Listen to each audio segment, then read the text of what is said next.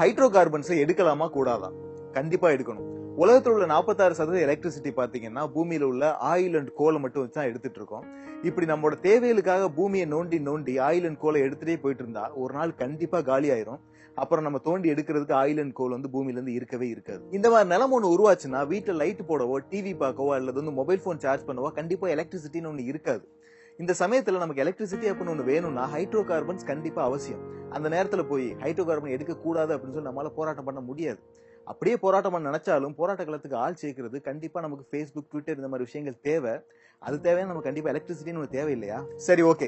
இன்னைக்கு நம்ம போராட்டம் பண்ணிட்டு இந்த ஹைட்ரோ கார்பன் எடுக்கிறவன தமிழ்நாட்டை விட்டு துரத்தி விட்டோம்னு வச்சுக்கலாம். அவன் எப்படியும் அதர் ஸ்டேட்ல போய் அங்க உள்ள விவசாய நிலங்களை நோண்டி இந்த ஹைட்ரோ கார்பன் எடுக்கத்தான் போறான்.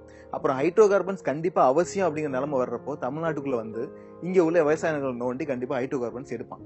சோ நம்மளோட போராட்டங்கிறது உணர்வுபூர்வமா இருக்குங்கிறத தாண்டி அறிவுபூர்வமா இருக்கணுங்கிறத நான் இங்க பதிவு பண்ண விரும்புறேன். இதுக்கு இந்த ஹைட்ரோ கார்பன்ஸை பத்தி ஒரு சில அறிவியல் உண்மைகள் நம்ம தெரிஞ்சுக்கணும். ஓகே, இந்த ஹைட்ரோ கார்பன்னா என்ன? பேர்ல இருந்தே உங்களுக்கு நல்லாவே தெரிஞ்சிருக்கும். ஹைட்ரஜனும் கார்பனும் சேர்ந்ததுதான் இந்த ஹைட்ரோ கார்பன். ஒரு கார்பனும் 4 ஹைட்ரஜன் இருந்தா அதுக்கு பேர் மீத்தேன், 2 கார்பனும் 6 ஹைட்ரஜன் இருந்தா ஈத்தேன், 3 கார்பனும் 8 ஹைட்ரஜன் இருந்தா புரோபேன். இந்த மாதிரி போயிட்டே இருக்கும். சரி, இந்த ஹைட்ரோ கார்பன்ஸை எடுத்து என்னதான் பண்ணுவாங்க? அதை எடுக்கிறதுக்கான அவசியம் தான் என்ன? உதாரணத்துக்கு ஒரு மீத்தேனை எடுத்துட்டு அதை எரிக்கிறோம்னு வச்சுக்கலாம். இப்படி எரிக்கிறப்போ இந்த மீத்தேன் காத்துல உள்ள 2 ஆக்சிஜன் மாலிக்யூல்ஸோட ரியாக்ட் பண்ணிட்டு கார்பன் டை ஆக்சைடையும் தண்ணியையும் வெளியே கொடுக்கும். இந்த ரியாக்ஷன் அப்போ மீத்தேன் மாலிக்யூல்ஸோட பாண்டை உடைக்க தேவையான எனர்ஜியை விட இந்த carbon dioxide and water molecules உருவாகிறப்போ வெளியாகிற எனர்ஜி ரொம்ப ரொம்ப ஜாஸ்தியா இருக்கும். இதனால ரொம்ப அதிகமான ஹீட் எனர்ஜி வெளியே வரும். இந்த ஹீட் எனர்ஜியை நம்ம எதையும் ஹீட் பண்றதுக்கோ எலக்ட்ரிசிட்டி ஜெனரேட் பண்றதுக்கோ பயன்படுத்திக்கலாம். இதுக்காக தான் நம்மளோட மத்திய அரசு பூமிக்கு அடியில் உள்ள பாறைகள் நிலக்கரியில சிக்கி இருக்க இந்த நேச்சுரல் கேஸை எப்படியாவது எடுக்கணும்னு சொல்லிட்டு methane project, hydro carbon project அப்படின்னு வேற பேர்ல நம்மகிட்ட வந்துட்டு இருக்காங்க. இந்த டெக்னாலஜி வழியா இவங்க எடுக்க போற நேச்சுரல் கேஸ்ல 95% மீத்தேன் கேஸ் தான் இருக்கும். இவங்களோட இன்டென்ஷன் என்னன்னு பாத்தீங்கன்னா இந்த மீத்தேன் கேஸை எடுக்கிறது மட்டும்தான். இந்த மீத்தேன் கேஸை எடுக்கிறதுனால விவசாயிகளுக்கு ஏகப்பட்ட பிரச்சனைகள் வரும் தெரிஞ்சிருந்தோம். யார் நாசமா போனா எங்களுக்கு என்ன, எங்களுக்கு தேவை மீத்தேன் கேஸ் தான் அப்படிங்கிற நிலைப்பாட்டை எடுத்துட்டு தான் மத்திய அரசு செயல்பட்டு இருக்கு. அதெல்லாம் சரி, இந்த மீத்தேன் கேஸ் அப்படிங்கிறது பூமிக்கு அடியில மட்டும் தான் கொட்டி கிடக்கா, வேற எங்க இருந்து எடுக்கவே முடியாதா என்ன? ஒரு லேட்டஸ்ட் ரிசர்ச் என்ன சொல்லுதுன்னா வருஷத்துக்கு சுமார் 14 இருந்து 25 மில்லியன் டன் வரை மீத்தேன் கேஸ் பூமியோட மேல் பரப்புல இருந்து அட்மாஸ்பியருக்கு எஸ்கேப் ஆயிட்டு இருக்கு. இதோட முக்கியமான ஒரு சோர்ஸ் என்னன்னு பாத்தீங்கன்னா குப்பை. வெளிநாட்டு மக்கள்கிட்ட போய் இந்தியா பத்தி ஏதாவது சொல்லுங்க அப்படின்னு சொன்னீங்கன்னா 10ல 4 பேர் வந்து தாஜ்மஹால், கல்ச்சர் இந்த மாதிரி விஷயங்கள் சொல்லுவாங்க.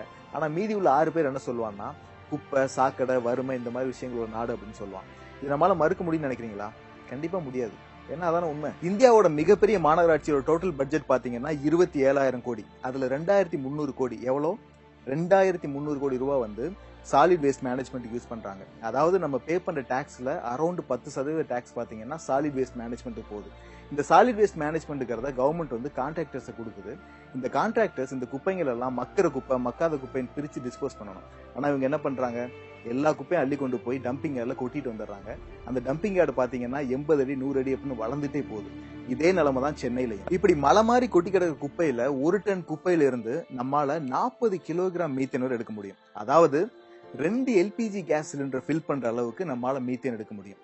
சென்னையில இருந்து மட்டும் சுமார் 4,500 டன் குப்பைகள் ஒரு நாளைக்கு சேருது.